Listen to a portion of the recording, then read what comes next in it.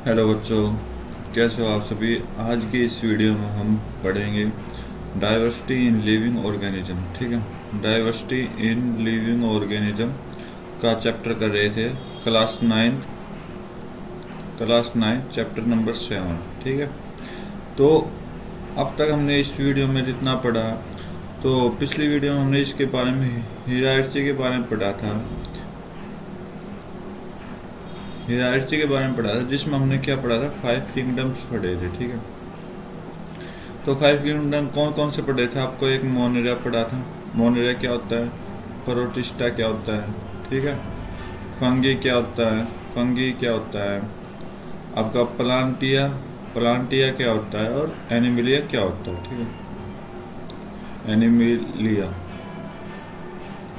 तो इसके बारे में हमने पढ़ा था। तो कुछ कुछ मेन मेन पॉइंट पढ़े थे पिछली वीडियो में, अगर आप जाके देख सकते हो। और उसके ऊपर जितने भी ये क्वेश्चन थे ये हमने क्लियर किए थे। तो आज की जो वीडियो स्टार्ट कर रहा हूँ मैं, आपका नया टॉपिक ले रहा हूँ, प्लांटिया। ठीक है, क्योंकि मेन मोनेरा, प्रोस्टिटा और फंगी कुछ ज़्यादा बड़ा नहीं है, तो प्लांटिया से हम टॉपिक स्टार्ट कर रहे हैं, क्योंकि इसमें हम प्लांट के बारे में डिस्कस करेंगे। तो स्टार्ट करते हैं अपना topic. Okay, the first level of classification among plant depend on whether the plant body has well differentiated distinct part। तो बोला कि अगर फर्स्ट लेवल क्लासिफिकेशन, ये जो प्लांट का फर्स्ट लेवल क्लासिफिकेशन है, तो उसमें सबसे इम्पोर्टेंट चीज़ दिया गया डिफ्रेंशिएट या फिर डिस्टिंक्ट पार्ट, अलग अलग पार्ट के बारे में पढ़ा। The next level of classification is based on whether the differentiate plant body has specific tissue for the transport of water and other substances. तो पहले बार में क्या क्या होगा कि फर्स्ट लेवल तो क्या हो गया, उसको अलग होना, जैसे टहनियाँ अलग हो गए या फिर स्ट्रक्चर अलग हो गया इसके बॉडी का। ठीक है, दूसरे में इसने क्या बोला गया कि मेन जो ये नेक्स्ट लेवल है वो बहुत इंपॉर्टेंट है। क्यों इंपॉर्टेंट है, क्योंकि उसमें हम क्या जानेंगे कि वाटर का ट्रांसपोर्ट या फिर अदर सब्सटेंस जैसे कि न्यूट्रिशन वगैरह, ठीक है, ये कहाँ से क्या लेता है, तो इसको ट्रांसपोर्ट करने का काम कहाँ क्या कैसे होता है। ठीक है, ये जानेंगे। Further classification look at the ability to bear seeds, whether the seeds are enclosed within fruit. तो इस क्लासिफिकेशन करने से पहले हम क्या जानेंगे कि सीड की क्वालिटी के बारे में, एबिलिटी के क्वालिटी, सीड के एबिलिटी के बारे में जानेंगे कि वो कैसे भी फ्रूट को तैयार करता है। ठीक है, तो चलो पढ़ते हैं। तो इसका फर्स्ट टॉपिक आ गया थैलोपेथा, थैलोफाइटा। ठीक है, थैलोफाइटा क्या कहलाता है, plant that do not have well differentiated body design fall in this group. Plant क्या करता है कि इसके अंदर, इस ग्रुप में जो है वो अपने वेल डिफरेंशिएट डिजाइन नहीं बना पाता। ठीक है, the plant in the group are commonly called algae. तो इस तरह के प्लांट को हम क्या कहते हैं, एल्गी बोलते हैं। ठीक है, तो ये प्लांट आपको क्या होता है, देखो अगर आपने पानी वगैरह में पौधे उगाए हों, तो जो पौधे मतलब इनकी कोई स्ट्रक्चर नहीं होते, कहीं पर भी हवा के साथ भी कहीं पर भी चला जाता है, तो उसे हम क्या कहते हैं, थैलोफिटा बोलते हैं। This plant are predominantly aquatic. तो ये देखो, मैंने आपको पहले एग्जांपल दे दिया कि अगर आपने पानी के पौधे देखना हो तो वो, तो यही चीज़ बोला गया कि यार ये प्लांट क्या होता है, पानी के होते हैं। एग्जांपल के तौर पर स्पोंजिरिया, ओल्थोरिक्स, कलाडोफोरा, उलवा एंड कोरा।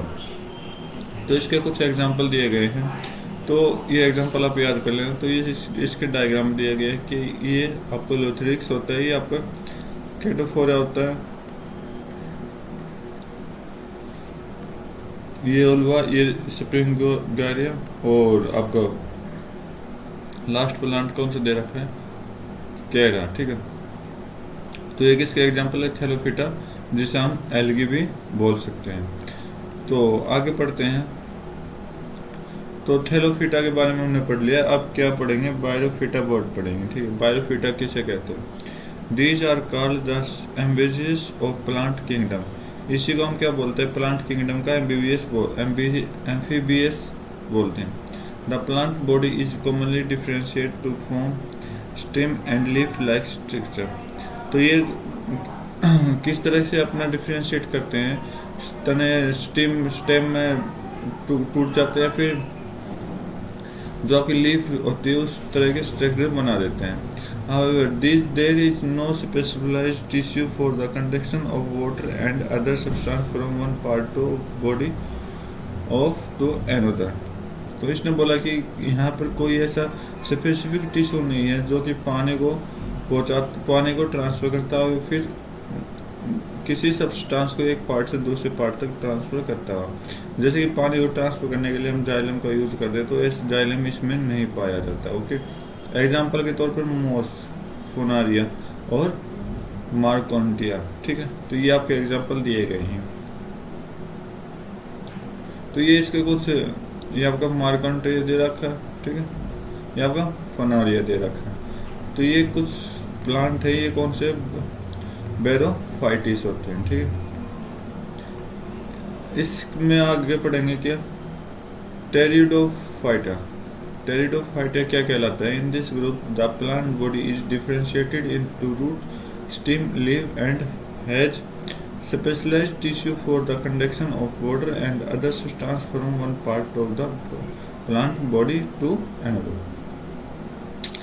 तो इस ग्रुप में क्या करता है कि प्लांट बॉडी इस तरह डिफरेंशिएट होती है कि इनकी रूट्स, स्टेम या पत्ते या फिर ये पानी को या फिर दूसरे सब्सटेंस को प्लांट बॉडी में एक पार्ट से दूसरे पार्ट तक पहुंचा देते हैं. कुछ एग्जांपल दिए गए, मोर्सिलिया, फेरनस, हॉर्स टेल. तो ये कुछ एग्जांपल दिए गए हैं. तो ये तो हमने 3 पढ़ लिए. कौन कौन से, टेरिडोफाइटा, थैलोफाइटा और बैरोफाइटा. ठीक है, तो इन तीनों ये अब तक हमने पढ़ लिए. तो अब क्या बताया गया, the reproductive organs of plant in all this 3 group are very inconspicuous and they are therefore called chirophytism or those with hidden reproductive organs. देखो इसमें क्या होता है, इन तीनों में जो हमने पढ़े हैं, तो इसमें आपको क्या पाया जाता है कि इन तीनों में आपका जो रिप्रोडक्टिव ऑर्गन्स हैं ये नहीं होते, ये ना के बराबर होते हैं. तो इसे हम क्या बोलते हैं, कैरोटोगम्स. ठीक है, या फिर आप कह सकते हो कैरोपोटो क्या करता है, हिडन होता है. जम्स आपका रिप्रोडक्टिव ऑर्गन्स होता है. तो इसका मतलब ये क्या होता है, इसमें हिडन रिप्रोडक्टिव ऑर्गन्स होते हैं. ठीक है, या फिर दूसरी साइड देखें, plant with well differentiated reproductive part that ultimately make seeds are called. तो कुछ क्या करते हैं, रिप्रोडक्टिव पार्ट्स होते हैं जिससे हम वो सीड्स बना सकते हैं. तो इसमें आप याद रखना कि सीड्स नहीं बनाएंगे, सीड्स को नहीं बनाएंगे, दूसरे में हम सीड बनाएंगे. ठीक है, तो उसे हम क्या बोलते हैं, रिप्रोडक्टिव ऑर्गन्स की हेल्प से सीड्स बनाएंगे, तो उसे हम बोलते हैं फेनरोजम्स. ठीक है, फेनरोजम्स बोलते हैं. तो seed are the result of sexual reproductive process. क्या है सीड, एक्चुअली में सीड का काम क्या है, ये एक रिजल्ट है किसका, सेक्सुअल रिप्रोडक्टिव प्रोसेस का. They consist of the एम्ब्रो along with stored food which assist for the initial growth of the embryo during germination. तो ये कंसिस्ट रखते हैं कि एम्ब्रो के पास, मतलब जब तक वो सीड जो है वो खुद फोटोसिंथेसिस नहीं करना लग जाए, तो जब तक क्या होगा, जब तक वो एम्ब्रो रहता है तो उसके पास क्या रहता है, फूड स्टोर रहता है. ठीक है, या फिर आप कह सकते हो जब तक वो इनिशियल ग्रोथ, जब तक उसकी अच्छे से ग्रोथ नहीं हो जाती तो अपने फूड को कंटेन रखता है.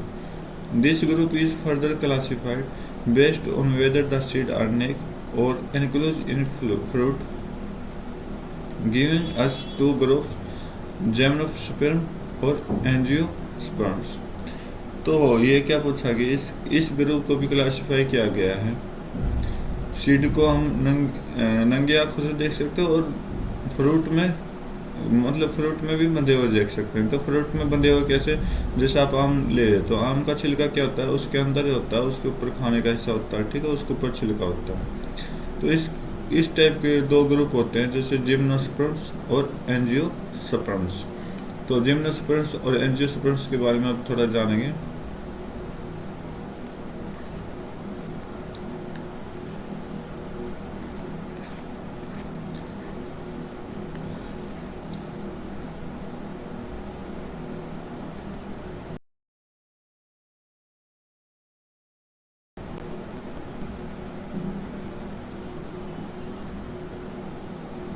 तो जिम्नोस्पर्म्स क्या होते हैं? This term is drive from two Greek word gymno means naked, sperms means seed. तो इस टर्म को मतलब दो पार्टों में तोड़ दिया गया कि क्या? Gymno sperms. जिम्नो मतलब वो नंगा, और स्पर्म मतलब बीज, ठीक है। तो ऐसे बीज जैसे कि आप जैसे बादाम खाते हो तो बादाम का बीज क्या होता है? इसके ऊपर छिलका नहीं होता, ठीक है। या फिर आप कोई प्लांट का बीज लोगे तो वो भी क्या होता है? उसके ऊपर भी कोई छिलका नहीं होता, ठीक है। तो इस बीज को हम क्या कहते हैं? जिम्नोस्पर्म्स बोलते हैं। The plant of group bear naked seed and are usually perennial, evergreen and woody. तो ऐसे बीज जिसे हम देख सकते हैं, या फिर आप कह सकते हो कि वो सदाबहार, या फिर लकड़ी वाले, या फिर पेरिनियल। पेरिनियल मतलब जो पानी में पाए जाते हैं। तो ऐसे बीज को हम क्या कह सकते हैं? जिम्नोस्पर्म्स बोल सकते हैं। इसके कुछ एग्जाम्पल दिए गए, पाइन्स एंड देवदार, ठीक है। तो ये दो जंगल इंपॉर्टेंट फॉरेस्ट हैं अपने इंडिया में, पाइन्स और देवदार, ठीक है, या फिर लकड़ी कह सकते हो। तो ये लकड़ी बहुत इंपॉर्टेंट है आपके लिए। तो ये आपके एग्जांपल दिए गए हैं, पाइन्स और सियाज, ठीक है। ये क्या? जिम्नोस्पर्म्स हैं, ओके।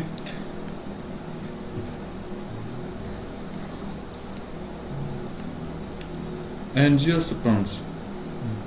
तो एंजियो का मतलब क्या है? कवर्ड, और स्पर्म्स का मतलब सीड। वो सीड जो कवर रहते हैं, जैसे मैंने आपको एग्जाम्पल यहाँ बताया था कि सीड होते हैं, सीड के चारों तरफ खाने का गुत्ता होता है, और फिर ये छिलका होता है, ठीक है। तो ये कौन से एग्जाम्पल है? एंजियोस्पर्म्स के एग्जाम्पल है, क्योंकि जो बीज ढका हुआ है उसे हम क्या बोलते हैं? एंजियोस्पर्म्स बोलते हैं। These are also called flowering plant. इसे हम क्या बोलते हैं कि ये प्लांट फ्लावर मतलब फूल उगाते हैं। ये बीज जो होते हैं फूल उगाते हैं, ठीक है। The seed develop inside an ovary which is modified to become a fruit. तो ये सीड क्या करते हैं? एक ओवरी का काम करते हैं। ये सीड ओवरी के अंदर रहते हैं। जैसे कि ये बीज हो गया, आम का एग्जांपल ले रहा हूँ, इसके बीच में ये गुत्था हो गया खाने के लिए, और ये छिलका हो गया इसको। तो जो ये हम गुत्था खाते हैं ना, ये एक्चुअली में क्या होता है? ओवरी होता है, ठीक है। तो ओवरी के अंदर ये बीज होता है जिसे जो फ्रूट में मॉडिफाई करता है। Plant embryo in seed have structure called cotyledons. तो इस तरह के स्ट्रक्चर को हम क्या बोलते हैं? साइटोलिडन्स बोलते हैं। Cotyledons are called seed leaf because in many instances they emerge and become green when the seed germinate। अब साइटोडेंस क्या बोलते हैं? देखो,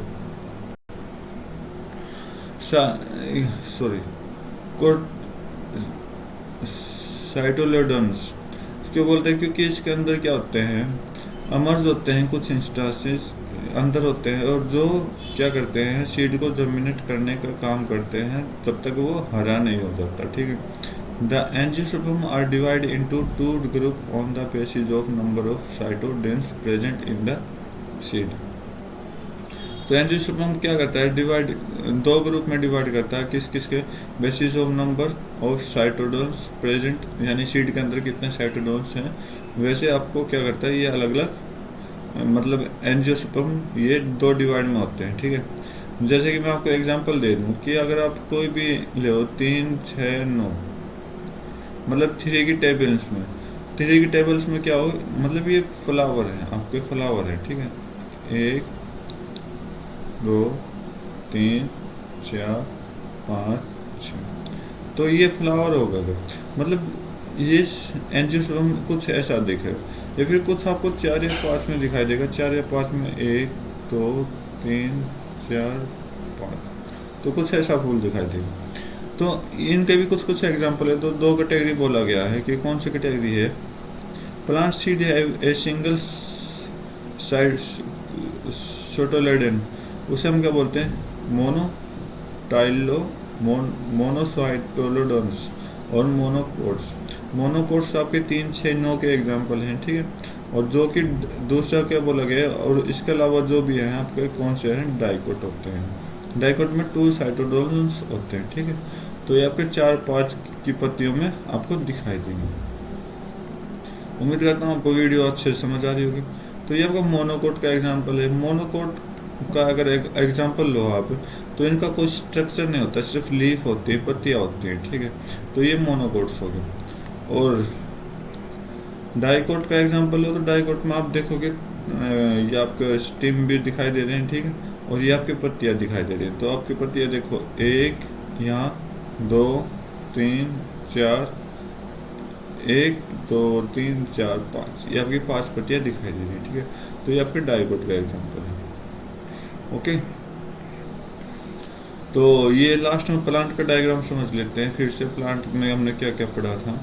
प्लांट, जिसे हम प्लांटिया भी बोल सकते हैं, प्लांटिया, ठीक है। प्लांट्स में क्या क्या पढ़ा था कि जो डिफ्रेंशिएट नहीं कर सकते उसे हम क्या बोलते हैं, थैलोफाइटा बोलते हैं। और जो डिफ्रेंशिएट करते हैं तो वो 2 पार्ट हमने पढ़े थे, कौन कौन से, पेरोफाइटा, ठीक है, और ट्रेडोफाइटा, ठीक है। ये 2 चीज हमने पढ़ी थी। अब से थैलोफाइटा तो क्या करेगा, डिफ्रेंशिएट नहीं करेगा। अगर कोई डिफ्रेंशिएट करेगा तो उसका तीसरा पार्ट आएगा क्या, एक तो विदाउट स्पेशलाइज्ड वेस्कुलर टिश्यू, इसके अंदर कोई वेस्कुलर टिश्यू नहीं होता, तो वो क्या होता है, बेरोफाइट होता है। और जिसके अंदर वेस्कुलर टिश्यू वो कौन सा होगा, तो उसके भी 2 पार्ट आएंगे कि एक डो नॉट प्रोड्यूस, जो सीड प्रोड्यूस नहीं करता वो कौन सा होगा, ट्रेडोफाइटा होगा। और जो प्रोड्यूस करेगा तो उसको हम क्या बोलते हैं, फेनोरोजम्स बोलते हैं, ठीक है। तो ये चीज हमने पढ़ी थी वापिस। तो इसके फिर 2 आ गए, जिससे हम क्या करते हैं, नंगा बीज बोल सकते हैं, या फिर आप सीधा देख सकते हो तो हम क्या बोलते हैं, जिम्नोस्पर्म हो गए। और जो बीज कवर हो उसे हम क्या बोलते हैं, एंजियोस्पर्म बोलते हैं, ठीक है। अब एंजियोस्पर्म के फिर हमने 2 चीज पढ़ी होंगी क्या, इसके 2 ग्रुप बांटे थे, जिसमें दो साइटोडोल्स होते हैं, उसे हम क्या बोलते हैं, डाइकोट बोलते हैं। जिसके अंदर एक साइटोलेडन्स होते हैं, उसे हम मोनोकोट्स बोलते हैं।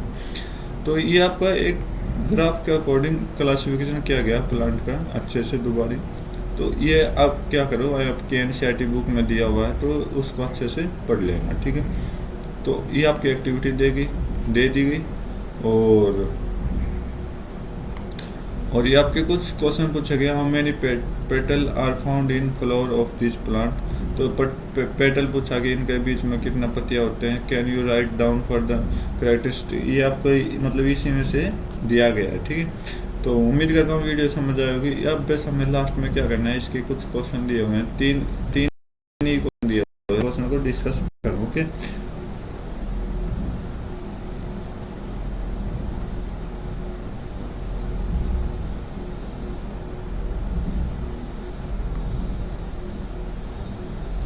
तो फर्स्ट क्वेश्चन देखते हैं। फर्स्ट क्वेश्चन में क्या बोला है कि which division among plant has the simplest organism. बोला कि जो हमने प्लांट का क्लासिफिकेशन की है उसके अंदर जो सिंपलेस्ट ऑर्गेनिज्म पाए जाते हैं या फिर होते हैं वो कौन कौन से होते हैं, मतलब किस पार्ट में पढ़ा होगा। तो आपने अगर स्टार्ट में पढ़ा होगा अच्छे से तो थैलोफाइटा के बारे में पढ़ा होगा, थैलोफाइटा के बारे में, ठीक है। थैलोफाइटा में, या फिर आप इसको क्या बोल सकते हो, एल्गी बोल सकते हो, एल्गी, ठीक। तो ये क्या है, आपके सिंपलेस्ट ऑर्गेनिज्म पाए जाते हैं इसके अंदर। तो आप अगर क्लासिफिकेशन दोबारा देखो, डायग्राम देखो, दोबारा देखोगे कि इसके अंदर कोई डिफ्रेंशिएट नहीं होता। तो डिफ्रेंशिएट नहीं होता इसका मतलब ये क्या होगा, बहुत आसान हो गया, बहुत अच्छा हो गया, बहुत अच्छा तरह हो सकता है। तो इसी को हम क्या बोल देते हैं, एल्गी बोल देते हैं, एल्गी, ठीक। तो इसके अंदर क्या पाए जाते हैं, एल्गी बोल देते हैं, ठीक है। तो क्वेश्चन आपको समझ आया, बस ये आपको ये आंसर ही देना था, कुछ नहीं करना था। तो आप बोला कि how are pteridophyte differ from the phanerogams. तो पेट्रोडाफाइट और फेनरोजम्स के बीच में डिफरेंस पूछा है। तो पेट्रिडोफाइट जो होगा आपका वो क्या होगा, इससे हम क्या देख करते हैं, ये एक नेक्ट इम्प्रूव का काम करते हैं, प्रोसेस ऑफ नेक्ट इम्प्रूव, ठीक है।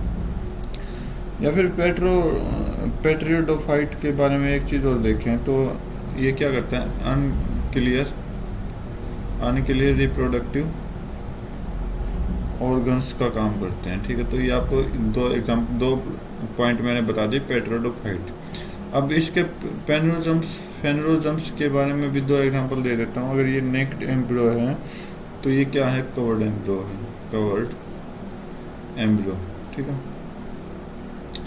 अगर ये अनकली रिप्रोडक्टिव ऑर्गेनिज्म है तो ऑर्गन्स है, तो इसका मतलब ये क्या, क्लियर, क्लियर मतलब वेल डिफाइंड रिप्रोडक्टिव ऑर्गन्स हैं, तो ये आपका पेनरोजम्स हो गया, ठीक है। तो उम्मीद करता हूँ ये क्वेश्चन आपको समझ आएगा। थर्ड क्वेश्चन को हम यहाँ करते हैं कि जिम्नोस्पर्म्स और एंजियोस्पर्म्स में क्या डिफरेंस है, एक दूसरे से क्यों अलग है।